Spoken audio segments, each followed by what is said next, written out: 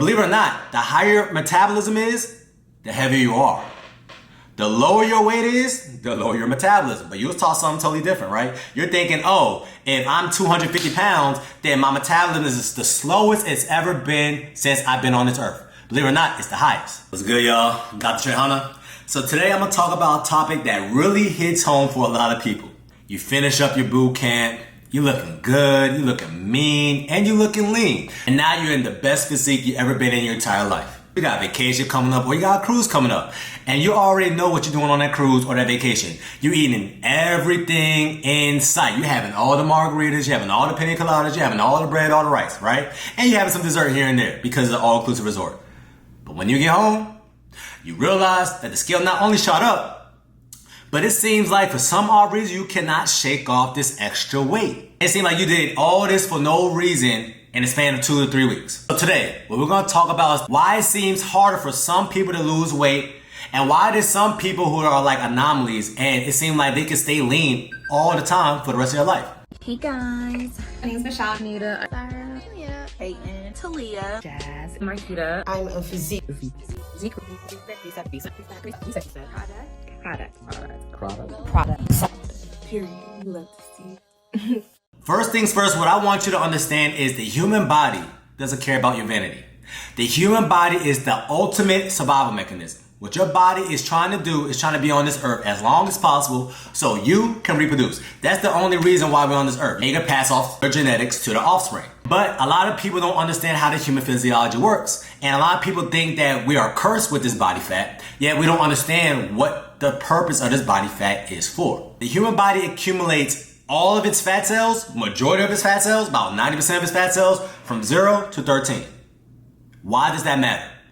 That means if you are somebody who had weight issues as a kid, and now you see juvenile diabetes at an all-time high, that means you're more susceptible to having weight issues when you're an adult. So that's why it's imperative for parents to know something about nutrition, because 9 times out of 10, if the parent is overweight, the kid will be overweight. Because the parent is only doing what they know. But if nobody informed you or educated you about nutrition, you're going to continue to do the same things. And that's why you see that the prevalence of diabetes in minority communities is higher than everywhere else. Because we don't know nothing about nutrition. We just shop for food that is budget friendly. So if majority of your fat cells are created from 0 to 13, from 13 to 18, your body kind of fills it out. And now this is what you are set with. This is how many fat cells you will technically have for the duration of your life. So what does that mean? Your body has a particular set point. And your set point is dictated upon how many fat cells you have. So if you had a healthier diet growing up, you grew up in a household where it wasn't a lot of soda, it wasn't a lot of juices, your parents actually fed you vegetables that wasn't coming from a can every single day, and you wasn't eating nothing but cereals, processed food, refined grains, then that's why you see people that come from that background, they're naturally a little bit leaner. They can have that box of pizza, and then you're eating the exact same amount of pizza that they're having, the scale shoots up for you, and don't shoot up for them. They don't have enough capacity or enough fat cells for them to hold on to this energy. Versus somebody like me, that I was an overweight child. You know, I actually grew up in a household where we didn't have the healthiest habits when it came to food, right? We had pizza Fridays, and then we always had ice cream in the house. We always had juices. We didn't have no diet products. Because I grew up in that circumstance or in that environment, we are all a product of our environment. Now I have more fat cells than the average person. So that means it's hard for me to stay lean versus one of my friends that I can think of off the top of my head. His name is Mike. And he stays lean and he eats like a horse. Like he eats. And it's like, bro, like this don't make any sense. But reflecting back, he drank a lot of water back then. His parents made real food back then. In my household, we ate a lot more processed food. It's that simple. I gravitated to cereal and he gravitated to more eggs and rice. Everything happens for a reason. A lot of people just think fat cells are just a storage device for the human body. No. Fat cells or adipocytes, they have more jobs than just storing device. They can actually release hormones that dictate how hungry you are, how satisfied you are with your meal, and it can literally regulate your blood pressure. Actually have hormones such as adiponectin that can regulate your blood sugar levels. So all of these things are happening based off how much fat cells you have in the body. But keep in mind, majority of the fat cells that you accumulate, you don't accumulate as an adult, you accumulate when you was a child. How many fat cells you currently have will dictate your set point. And then your body loves homeostasis, which means what? If it gets a little bit too high, you want to bring it back. If it gets a little bit too low, it's going to bring it up. So me, on the average day without even trying, 190. 190 to 195. That's my range. Say I went on a vacation, live my best life. I'm on vacation. I'm vacationing, shawty. I'm having the margaritas. I'm having the pina coladas. I'm having the beans and rice. I'm just going to treat smarter a little bit, you know? But after my vacation, I can easily hit 207, 205. But then if I go back to my regular scheduled programming, I'm back at 195, 190 on a lean day. But now I can also hit 185. But I have to be a little bit more calculated for me to hit 185. For me to hit 180, I'm dialed in. Like I have to do everything right. You know why? Because that's not my body's natural set point. But we're going to talk about what you could do to move or modulate your body's set point. So first things first, what you need to do is find a sustainable diet. Let me tell you why. A lot of people think that when you're losing fat, you're losing fat cells, right? That's not the case. Whatever fat cells that you had when you're about 13, you got about the same amount. So fat cells only shrink.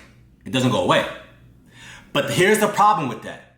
There's something called pre-adipocyte differentiation, which means what? Let's say you was dieting, but then you give your body a constant influx of energy. Your body's gonna start forming these pre-adipocytes, which means they're basically like baby fat cells.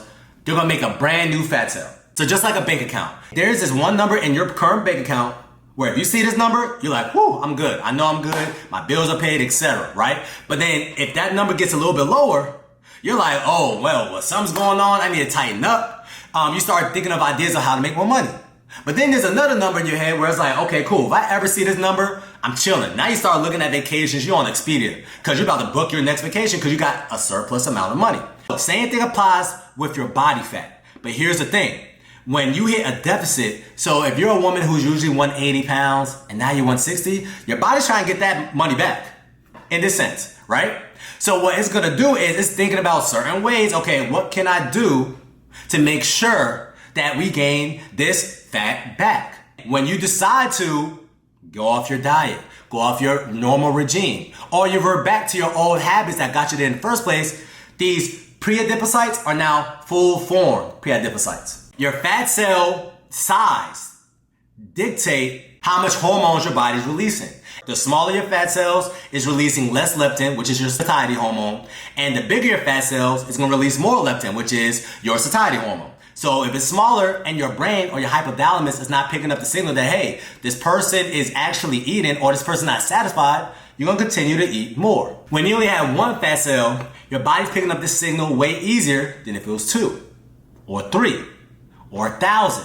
When you have that period of time when you go off your diet and you start overeating, it's easier for you to overeat something that's processed than something that's not.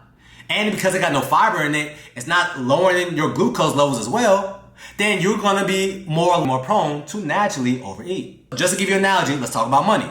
You have $5,000 in your bank account, but now you have a partner. So let's say you got a wife or you got a husband. Not stingy, you want your partner to have $5,000, but they start from ground zero, right? They got $0 in their bank account. In order for you to move up, they gotta hit 5,000 first. That's how it works in the human body. So now, because you're creating more fat cells, right? But your fat cells are not full in totality, now your set point just went up because you're creating more fat cells. Now, not only the OG fat cell has to be full, the baby fat cell has to be full.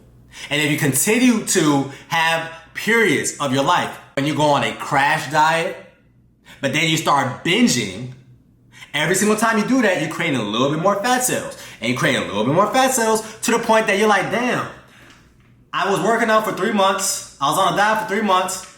I hit my goal weight, but not only I gained my weight back, I'm heavier than when I started because your body created new fat cells that it has to fill. Fat cells, it don't want to get too big. And the main reason why is because once it starts becoming too big, it becomes hypertrophic. And if it's hypertrophic, not only is it going to be leaking out fat, which is an issue, right? But now this fat cell is going to become more inflamed. It's going to cause more pro-inflammatory cytokines that's coming out. And it's going to dysregulate your metabolism, long story short. So instead of this fat cell getting too big, oh yeah, we're just going to create a new one. And we're going to create a new one. Never going to create a new one. Never going to create a new one. But I'm used to this size. But now these little fat cells are this size. So we gotta wait till this one get full, this one get full, this one get full. And this is what's happening to you in real time inside your body when you decide to crash diet, then overeat. That's why a lot of people, when they lose weight, they gain it back plus some. Because the diet that they were on was not sustainable. It's really that simple. And this all stems from pre-adipocyte differentiation. Actually, believe it or not, the more you move, it's gonna lower your metabolism. Believe it or not, the higher your metabolism is, the heavier you are. The lower your weight is, the lower your metabolism. But you was taught something totally different, right? You're thinking, oh, if I'm 250 pounds, then my metabolism is the slowest it's ever been since I've been on this earth. Believe it or not, it's the highest. It's just the fact that you're not giving your body a reason to create a new natural set point. The higher the weight, the higher your metabolism. The lower the weight, the lower your metabolism. When you're at a healthier weight, your metabolism is naturally slower. But if you want to create a new set point, you need to start being more active. The best thing I can advise to you is after a meal, make sure you go for a walk for 20, 30 minutes. Nothing crazy. The more steps you get in on an average day, we are humans. We're supposed to take at least 10,000 steps a day. The average person nowadays, especially if you work remotely, you don't take 10,000 steps. You have to go out your way to do 10,000 steps. 10,000 steps is you going to a park, you put it on your headphones, you're walking for at least an hour. You just need to start moving more. But the absolute best time to walk, if you're trying to lower your set point, I want you to walk postprandially, which means after your meal. All right? This is the main reason why some people got higher set points than the others. It all stems from childhood. And it all stems from what habits you picked up during childhood and what you learned from your parents. So if you're somebody that feels defeated and you're like, man, no matter what I do, I cannot change my set point, what I want you to do is do more research or hire an actual nutritionist that can tell you about yourself so you can be more aware of what you're doing and what you can do to augment it. That way you start seeing the scale drop more. The main reason why my clients are able to lose weight, I train their body to utilize the fat storage as its main source of fuel.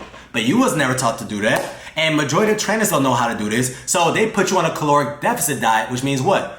Leptin is being lower, you're getting more hungry, you're not satiated, and you're more bound or you're more prone to overeat. Versus my clients, they're always satisfied. They're just having a mental warfare within themselves where they're like, okay, well, I'm not hungry. I just want to eat.